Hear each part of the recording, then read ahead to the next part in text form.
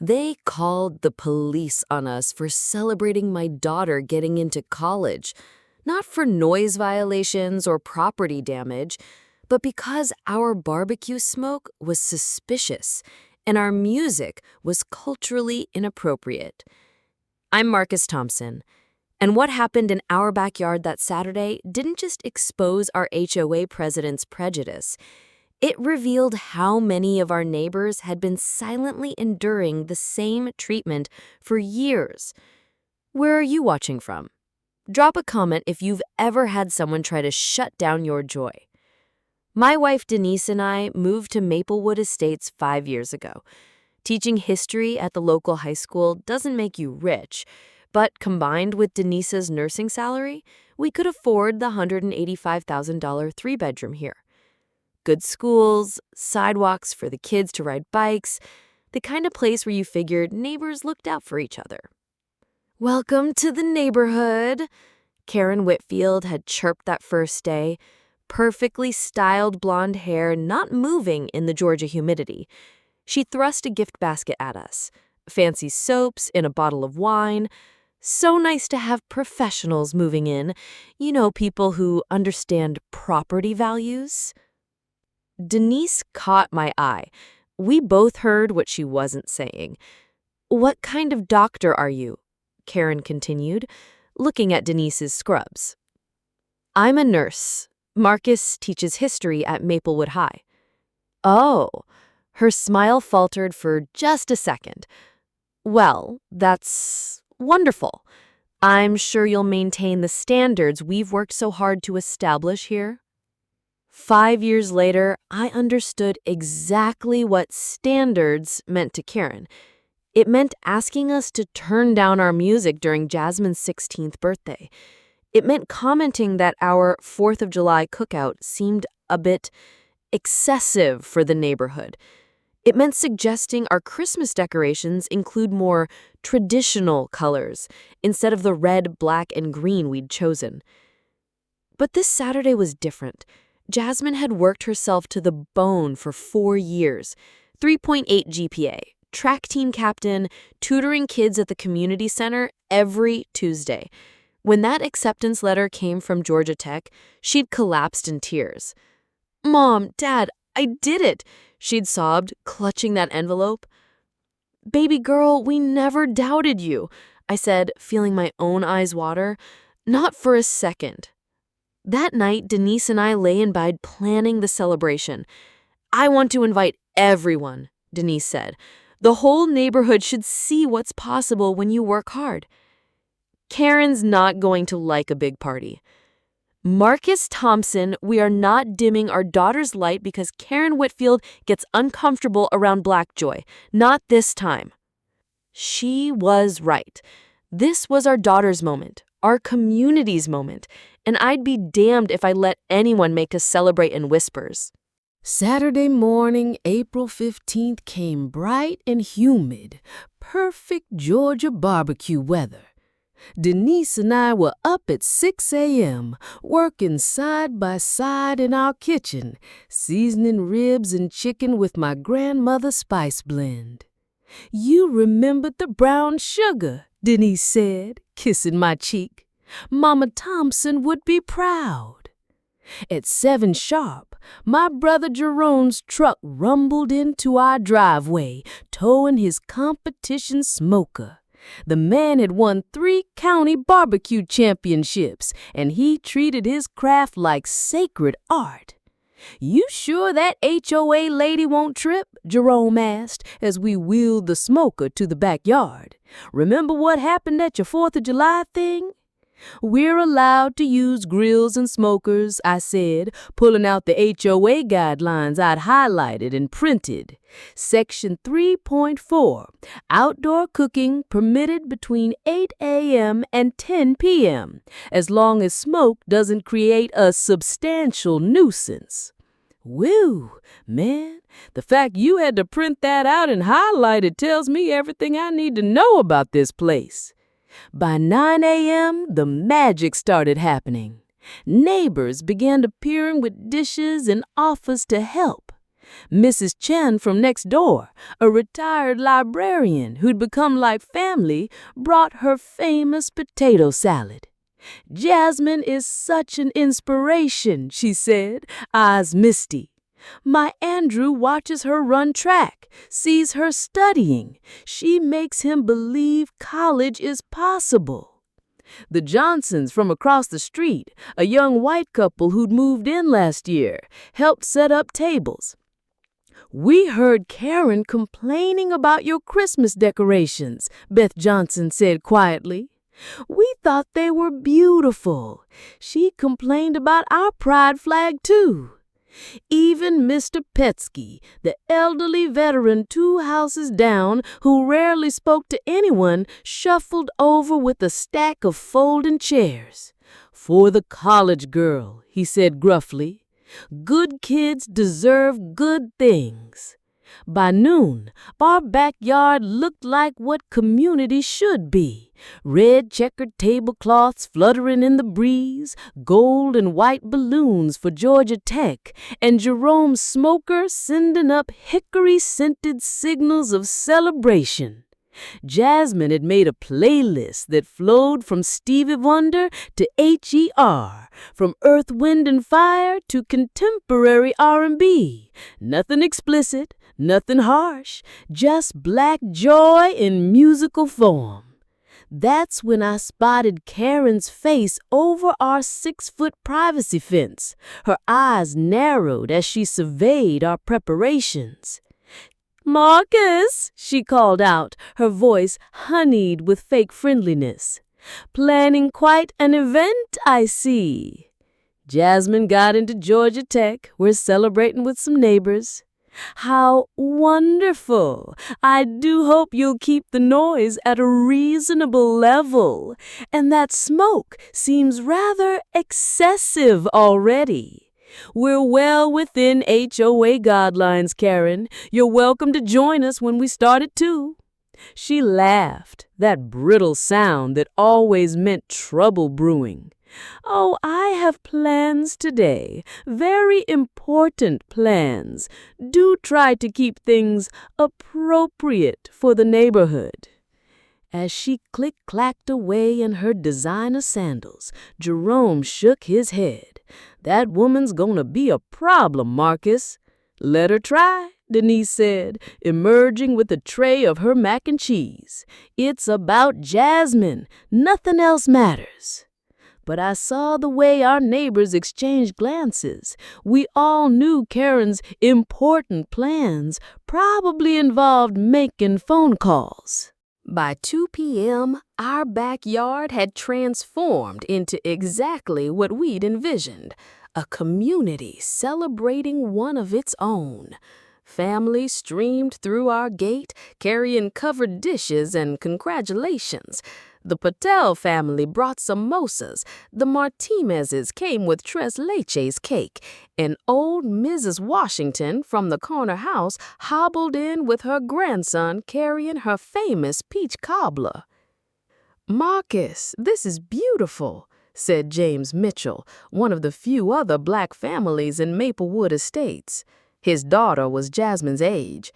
"Maybe this'll inspire my Keisha to push harder." "That's the point," I said, watching Jasmine greet each guest with genuine joy. "Rising tides, brother."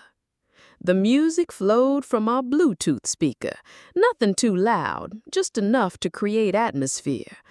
Kids splashed in the inflatable pool we'd set up, while adults gathered around tables, sharing stories and laughter.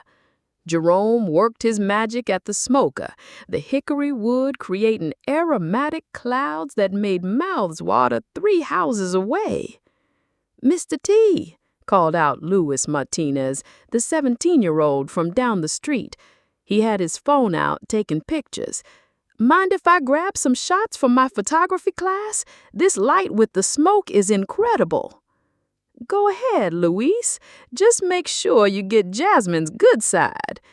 "Every side is her good side today," Jasmine laughed, radiant in her Georgia Tech t-shirt. Around 3 p.m., Denise clinked a fork against her glass. The crowd quieted. "We want to thank y'all for coming," she began, her voice thick with emotion. "5 years ago, we moved here hoping to find community. Today, seeing all of you here for our baby girl." She paused, wiping her eyes. Jasmine stepped forward. "I just want to say, this acceptance isn't just mine. It belongs to everyone who helped me. Mrs. Chen, who snuck me SAT prep books, Mr. Mitchell, who drove me to track meets when my parents worked late. All of you who cheered me on. This is our victory." The applause was warm and genuine. I noticed Luis had his phone up, recording. "This is beautiful," he murmured. "Real community."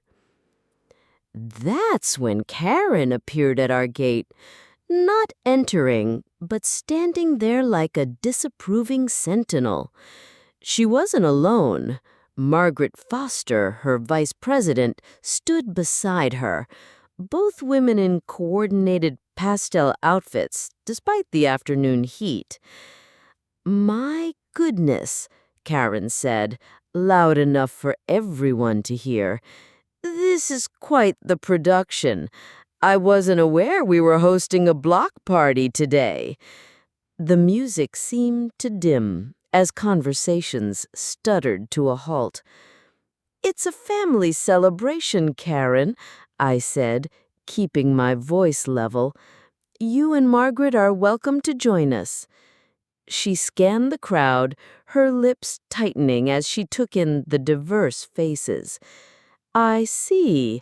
And this, music, it's rather ethnic, isn't it? I can hear it from my backyard. And the smoke, well, it's practically a hazard." "It's Motown and R&B, Jasmine said, stepping forward. "American music."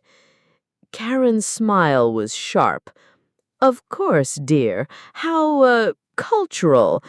I do hope everyone understands we have noise ordinances and air quality standards." She pulled out her phone, making a show of checking the time. "I'll need to document this for the HOA board, for our records." "Document away," Jerome called out from the smoker. "Make sure you get this championship-level brisket in the shot." Nervous laughter rippled through the crowd, but I saw neighbors exchanging worried glances. Everyone knew what Karen's documentation meant.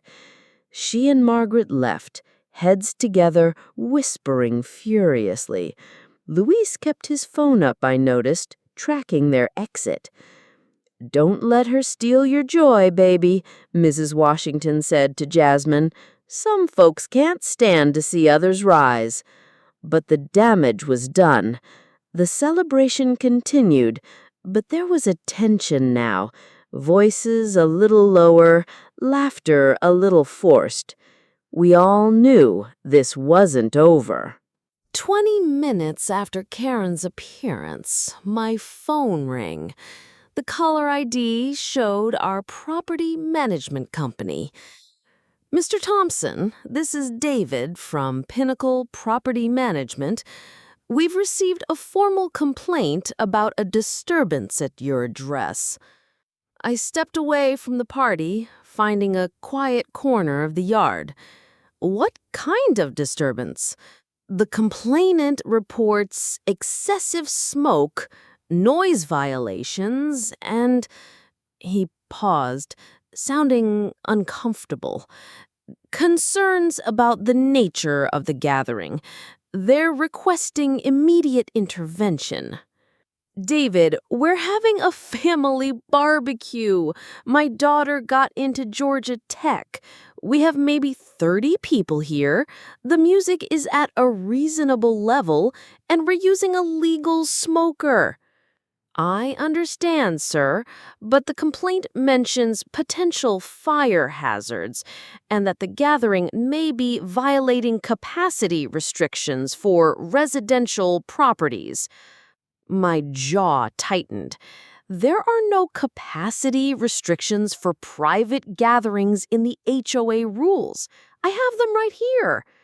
The complainant seems quite insistent. They have cited multiple violations and are demanding board action. Let me guess, the complainant is Karen Whitfield? Silence. Then, I'm not at liberty to say, but perhaps you could consider wrapping up early, just to avoid further escalation? David, it's 3:30 in the afternoon. We're not doing anything wrong. I hung up and found Denise helping Mrs. Chen serve cake. Her face fell when she saw my expression. Karen, she asked quietly. Property management. She's filing formal complaints. Luis Martinez appeared at my elbow, phone in hand. Mr. Teef, I've been recording since she showed up, just in case you need it. My mom dealt with this at our old apartment complex. Documentation is everything. Smart kid.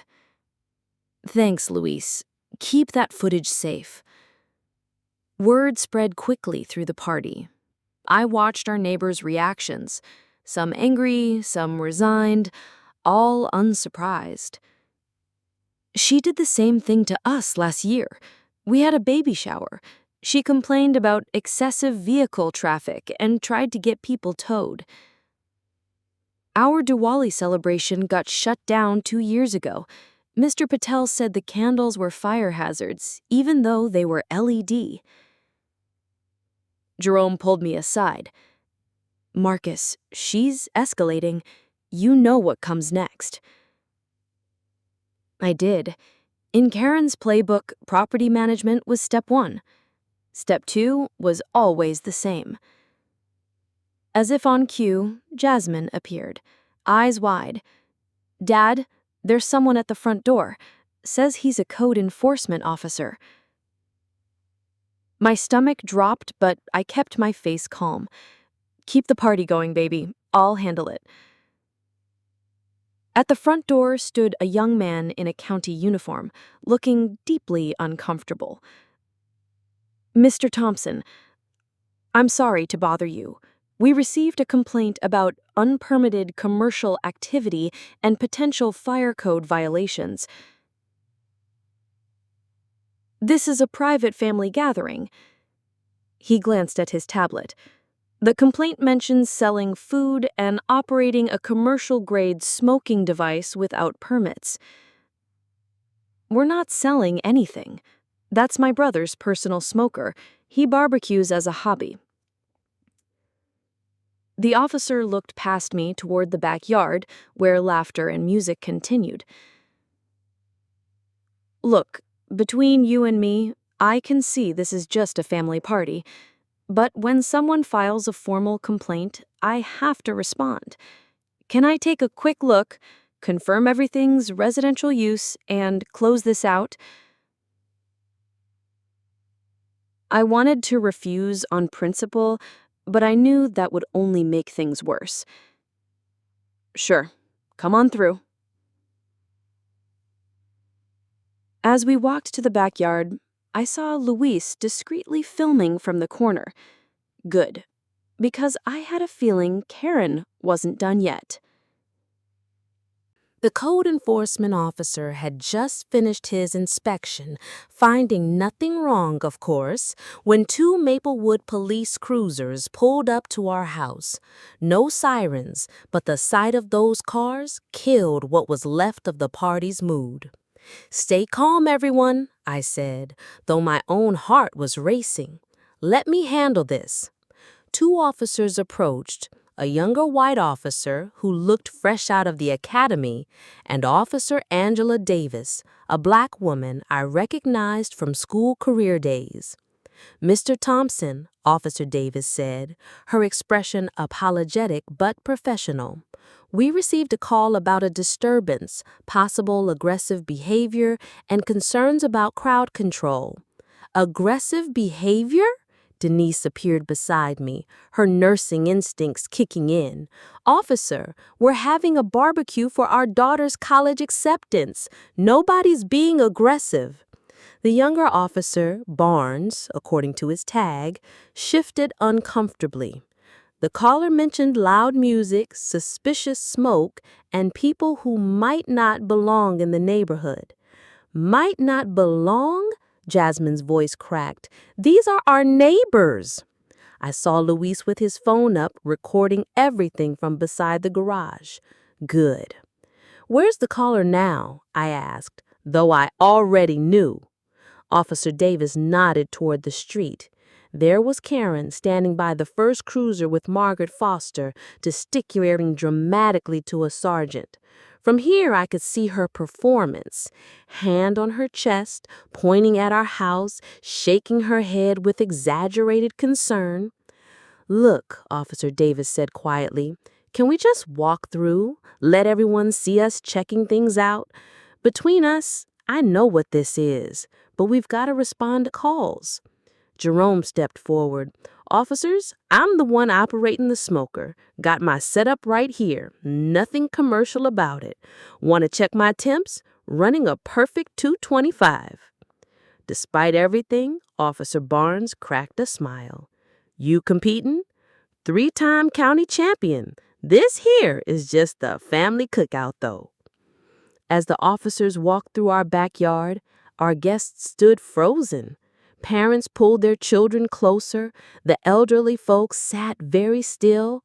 Everyone knew how these situations could go wrong.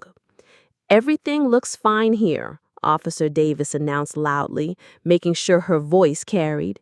"Just a normal family gathering. No violations, no disturbances." That's when Karen marched into our backyard, the sergeant trailing behind her. "Officers, I insist you check their permits. The noise levels, the smoke is violating environmental standards, and some of these people," she gestured wildly at our guests. "Ma'am," the sergeant interrupted, "what exactly is your concern about these people?" Karen's face flushed. "Well, I don't recognize half of them. In our neighborhood, we have standards. We know who belongs." The silence that followed was deafening. Louis stepped slightly forward, his phone capturing everything. "They belong here," Mrs. Chen said, her quiet voice cutting through the tension. "They're our friends, our community. I've been to more of these family gatherings than I can count," Mr. Petsky added, leaning on his cane. "Best neighbors I've ever had." Officer Davis looked directly at Karen. "Ma'am, I see no violations here. No noise complaints from actual neighbors. No permit issues. What I do see is a family celebrating their daughter's achievement. But furthermore," the sergeant added, his tone firm, "calling in false reports about aggressive behavior when there is none wastes police resources and could be considered a misdemeanor." Karen's mouth opened and closed like a fish.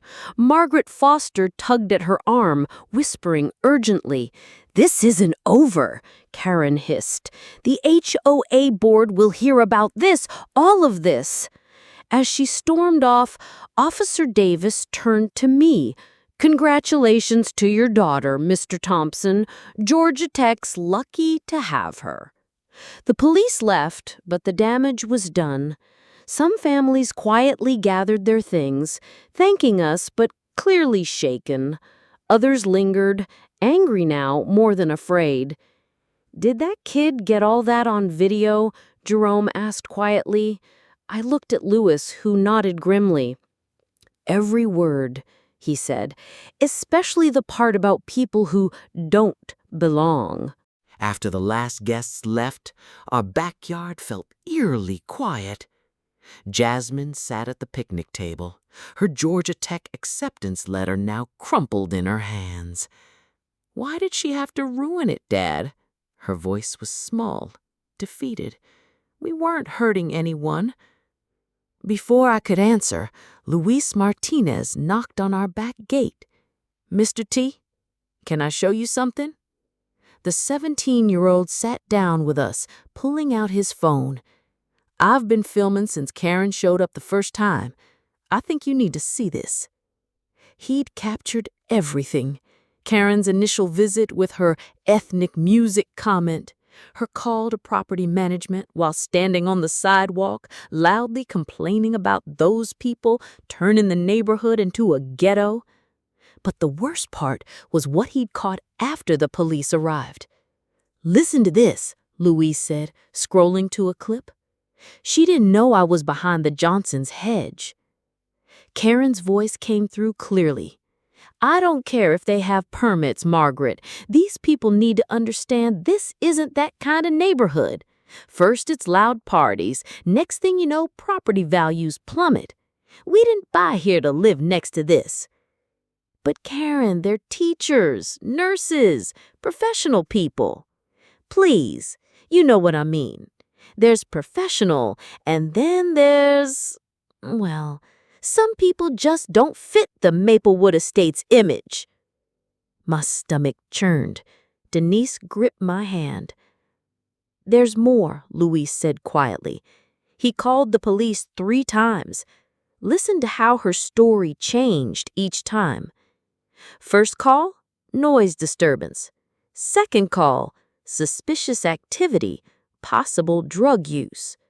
Third call, aggressive behavior, I feel threatened." "She escalated it on purpose," Denise breathed. "She wanted something bad to happen." Luis nodded. "My cousin got shot during a noise complaint call in Atlanta last year. This is exactly how it started." Jasmine suddenly sat up straightened. "Can you send me that video, Luis?" "Baby, what are you thinking?" I asked. "I'm thinking about all the other families she's done this to. The Patels, Diwali, the Johnsons' baby shower. How many others stayed quiet?" She looked at me and I saw my mother's fight in her eyes. "I'm 18, Dad. I'm an adult. If I want to post this to show people what really happened at my celebration, that's my choice."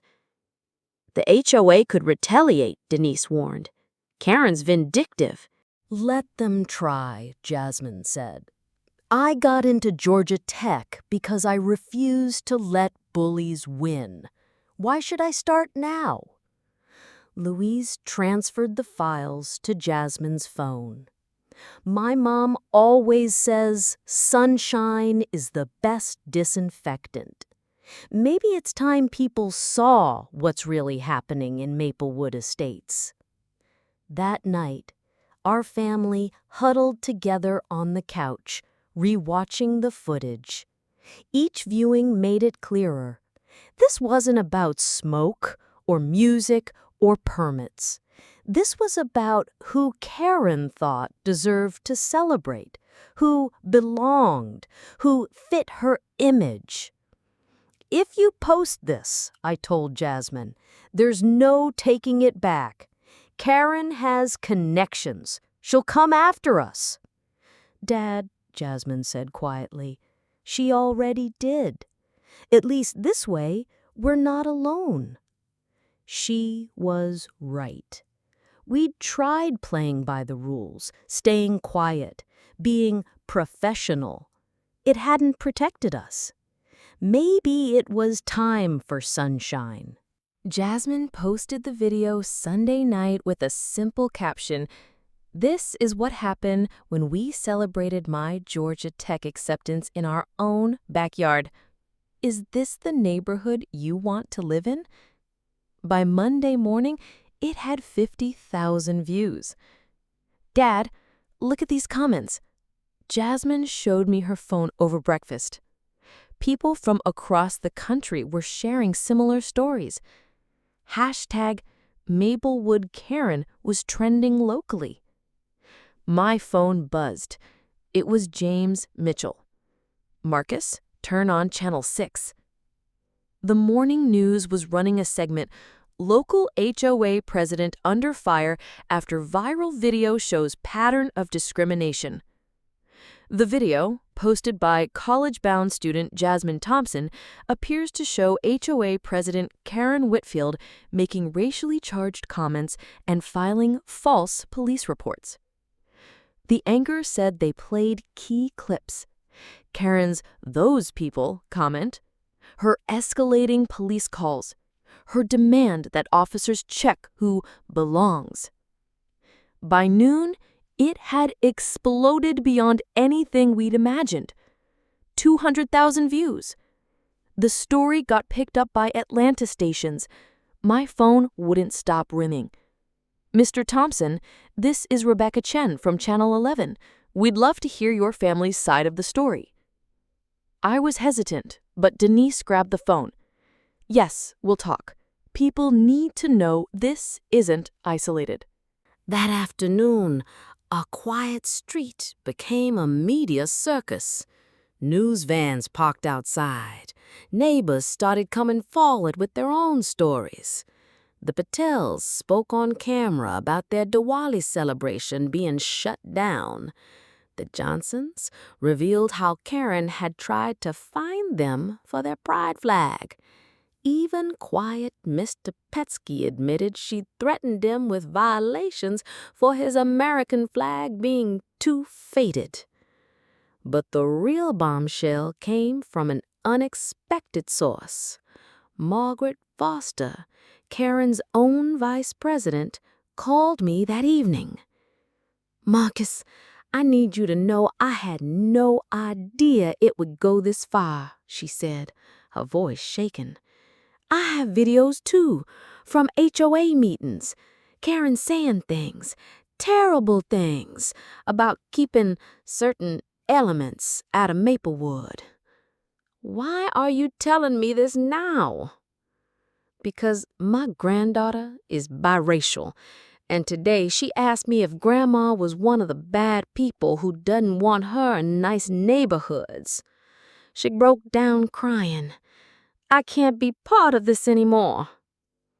By Tuesday, the video had 500,000 views. Karen's real estate agency's Facebook page was flooded with angry reviews. Someone found her professional headshot and made it into a meme. "Karen Whitfield, making neighborhoods great since never." Then came the business consequences. Wednesday morning, RE/MAX announced Karen Whitfield was no longer affiliated with our brokerage. Her face disappeared from bus stop ads around town. "I don't feel good about someone losing that job," I told Denise that night. "She tried to get our neighbors arrested for existing while black," Denise reminded me. "She would have been thrilled if you'd lost your teaching job over a false arrest. This is accountability, not cruelty." Jerome called from his restaurant. "Brother, you not gonna believe this. 3 news crews here wanting to interview me about the barbecue. I just told them the truth. My smoke was from hickory wood, not hatred." The school principal pulled me aside. "Marcus, I want you to know the district stands behind you. What happened to your family was unconscionable." But it was Jasmine who kept the sharpest focus. "Dad, this isn't just about us anymore. Look at all these people sharing their stories. Maybe something can actually change." She was right. The video had become bigger than our barbecue, bigger than Karen. It had become about every family who'd ever been told they didn't belong in their own home. The emergency HOA meeting was called for Thursday night at the community center. By 6:30, the parking lot was overflowing. People who'd never attended a meeting in 5 years showed up. Channel 6 had a camera crew outside. Inside, the room was packed, every seat taken, people lining the walls. The 5-member HOA board sat at a folding table up front, looking like they'd rather be anywhere else. Karen's president's chair sat empty. "Where's Karen?" someone called out. Board member Todd Harrison, a local banker, cleared his throat. "Miss Whitfield has declined to attend this evening." "Of course she has," Mrs. Chen said loudly. "First time in 3 years she's missed a chance to lord over us." "Let's maintain order," Todd said weakly. "We're here to address recent events and concerns about HOA leadership." James Mitchell stood up. "Concerns? Let's be clear. We're here because our HOA president called the police on a family barbecue and got caught on video being racist." The room erupted in agreement. Todd banged his gavel without effect. Margaret Foster stood, clutching a manila folder. "I have something to say." The room quieted. "I've been Karen's vice president for 2 years. I've been complicit through my silence, but no more." She opened the folder. "These are emails and recorded minutes where Karen explicitly discussed keeping undesirable elements out of Maplewood, where she targeted families based on race, religion, and sexuality. I'm ashamed I didn't speak up sooner." The room buzzed. Someone shouted, "Why didn't you stop her?" "Because I was a coward," she said simply. "But these families deserve better. We all do." One by one, neighbors stood to testify. The Jamaican family fined for their exotic garden. The elderly Latino couple cited for their Virgin Mary statue. The young black professional threatened with liens over basketball hoop specifications that white families violated freely. "This isn't just about one barbecue," Denise said when she spoke. "This is about systematic harassment designed to make certain families unwelcome, to make us move, to keep Maplewood pure." City Councilman Robert Jackson, who'd shown up after the media attention, finally stood. "The city has received numerous complaints about discriminatory practices in this HOA. We're prepared to investigate potential violations of the Fair Housing Act." Todd Harrison looked panicked. "Now, let's not be hasty. Karen was just overzealous about property values." "Property values?" Mr. Patel stood up. "My home's value dropped when buyers heard about the difficult HOA. Discrimination doesn't protect property values. It destroys communities." Luis Martinez's mother spoke up. "My son's video showed the truth. How many other truths have been hidden because we were afraid?" "I move for a vote of no confidence in Karen Whitfield as HOA president," Janet Morrison announced. "Seconded," came from multiple voices. Todd tried to object. "She's not here to defend herself." "She made her defense when she called the cops on a teenager's college party," Jerome said from the back. "When she tried to criminalize joy." The vote was overwhelming. 127 for removal, 3 against. The 3 were Karen's Bridge Club friends, who left immediately after. "We'll need new leadership," Todd said, defeated. "I nominate Janet Morrison. Someone who understands community means inclusion, not exclusion." As people cast their votes, Jasmine squeezed my hand. "Dad, we did it. We actually did it." "No, baby," I said, watching our neighbors unite. "We all did it together." Friday afternoon, Karen Whitfield's apology appeared on the Maplewood Estates Facebook page. I knew it was coming. Her lawyer had called trying to negotiate a statement that might limit her liability. "Marcus," Denise called from the living room, "you need to see this." The statement was exactly what we expected. Carefully crafted, legally sanitized, and utterly hollow. "I want to address recent events regarding the Thompson family gathering. While my intentions were always to maintain the high standards of our community, I recognize that my actions may have been perceived as discriminatory. This was never my intent. I apologize if anyone felt targeted or unwelcome.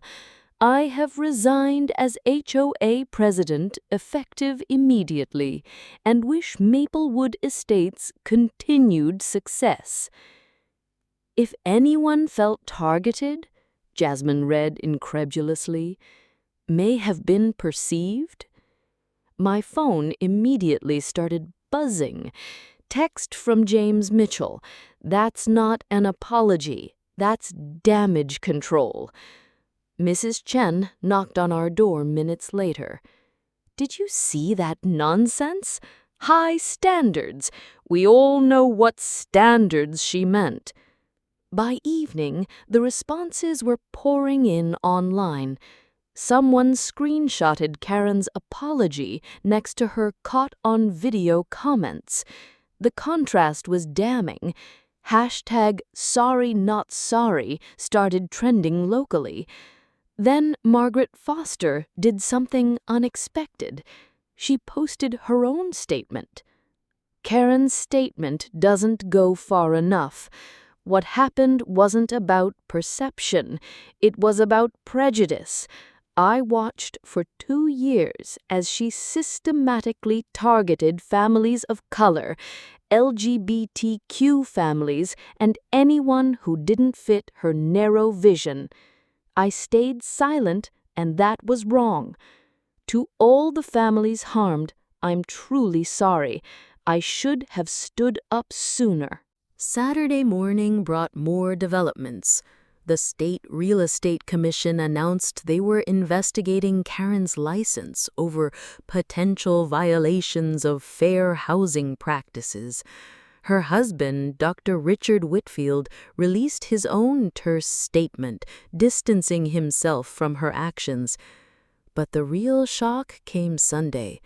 Karen showed up at our door. She looked different somehow, without her perfect hair and makeup. "May I come in?" "Why?" I asked, not moving from the doorway. "Because I need to. I want to." She struggled, clearly off script. "My lawyer said not to come, but I needed to say this in person." Denise appeared beside me. "You have 2 minutes." Karen's composure cracked. "I lost everything. My job, my reputation, my position. Even my husband is—" She stopped. "That's not why I'm here. I'm here because my granddaughter saw the video. She's 8, mixed race, from my daughter's first marriage. She asked why Grandma doesn't like people who look like her." The silence stretched between us. "I don't expect forgiveness. I just wanted you to know that your daughter's courage in posting that video might have saved my family, made me see what I was becoming, what I'd already become." "Words are easy," Denise said coldly. "What are you going to do?" "I'm in counseling. Real counseling, not just damage control. And I'm trying to understand how I became someone who could call the police on a family celebration." Her voice broke. "I'm so sorry. Not if you were offended sorry. Really sorry." She left without asking for anything. No request to take down the video, no plea for public support. Just left. "Do you believe her?" asked Jasmine. I thought about it. I believe she's facing consequences. Whether that leads to real change, only time will tell. 3 months later, Maplewood Estates felt like a different neighborhood. Janet Morrison had transformed HOA meetings from interrogations into actual community gatherings. The first thing she'd done was repeal the violation notice system, replacing it with neighbor conversations. "Look at this," Denise showed me the new community newsletter. The front page featured photos from the Patel's Diwali celebration, the Johnson's pride flag flying proudly, and, my favorite, a shot from Jasmine's redo graduation barbecue, smoke and all. That second barbecue had been Jerome's idea. "We're doing this right," he'd said. "No interruptions, no police, just family and food." This time, 75 neighbors showed up. Even Margaret Foster came, bringing her mixed-race granddaughter who played with the other kids like she'd always belonged, because she had. The changes went deeper than parties. The HOA board now included Mrs. Chen, Mike Petrov, and 2 other neighbors who'd been targeted by Karen's regime. Meeting minutes were posted online, financial records were transparent, novel concepts apparently. "Mr. T," Luis Martinez called out while I was getting mail. "Got my acceptance letter, going to art school to study photography and journalism." "That's fantastic, Luis. Your documentation skills certainly got tested early." He grinned. "Mom says I found my calling, showing truth when power tries to hide it."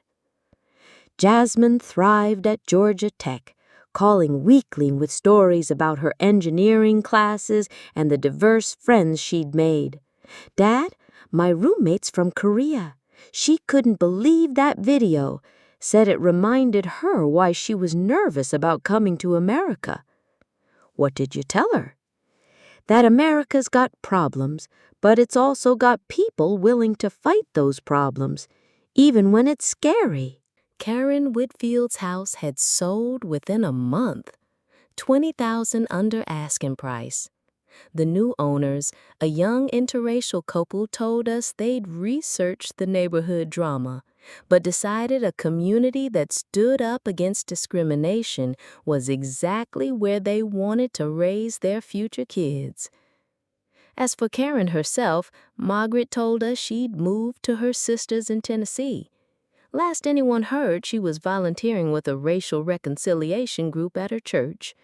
"Trying to understand," Margaret said, "how she became what she became." "Think people can really change?"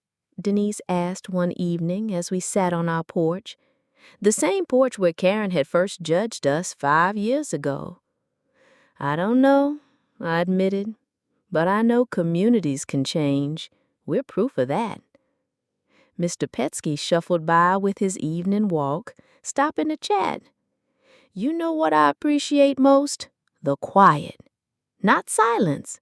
Lord knows we've got more gatherings than ever. But that tense, watching over your shoulder quiet, that's gone." He was right. Maplewood Estates had found its voice. Diverse, sometimes messy, but authentic. The kind of place where a Pakistani family's Eid celebration was announced in the newsletter, where a Jamaican garden got featured in Southern Living, where no one looked twice at whose car was in whose driveway. We didn't just expose one person's prejudice. We revealed what community could be when fear stops dividing us, when we choose bridges over walls, when we remember that property values should never matter more than human values. "Turn that off and come help me," Denise called. "Jerome's bringing his smoker for the block party, and someone needs to move these tables." I smiled, clicked off the camera, and went to help my wife prepare for another gathering, another celebration, another chance to fill our street with the smoke of good food and the sound of neighbors becoming friends. Where are you watching from? I hope it's a place where joy is welcome, where diversity is strength, and where nobody has to dim their light to belong. If it's not, well, maybe it's time to start recording.